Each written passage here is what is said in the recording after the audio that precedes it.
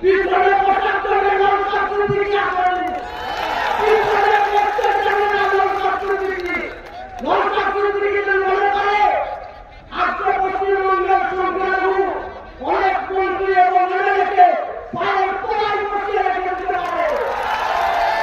কিন্তু শুধুমাত্র মানুষের অধিকারের কথা বলার জন্য আজকে এই সময় সমাবেশ পর্যন্ত আসতে যাওয়ার জন্য মানুষের অধিকারের কথা বলতে গায়ে যারা হচ্ছে শাসকের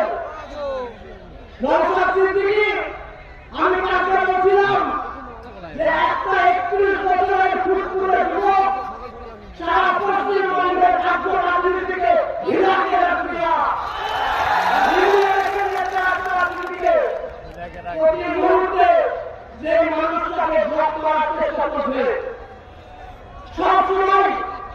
আমাদের রাখতে রাখার চেষ্টা করছে কোন রকম ভাবে যেন আমরা সমাধান করতে পারি।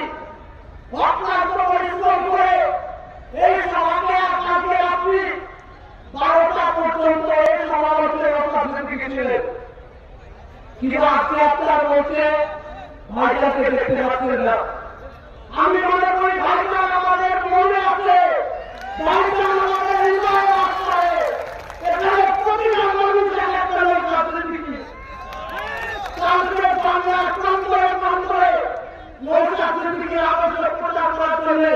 নওশাদ সিদ্দিকীর রাজনৈতিক দৃষ্টিভঙ্গি প্রচার করার জন্য আমরা ছড়িয়ে পড়বো বাংলায়। এই সভা থেকে আমরা শপথ নিতে চাই ভবিষ্যতে পশ্চিমবঙ্গের রাজনীতির যে দিশা দেখিয়েছে নওশাদ সিদ্দিকী, তার প্রতিটা মানুষ আমরা আমাদের পাড়া স্তর থেকে শুরু করে বুথ স্তর থেকে শুরু করে অঞ্চল ব্লক স্তর বিধানসভা স্তর এবং সর্বোপরি লোকসভা স্তর জেলা স্তর পর্যন্ত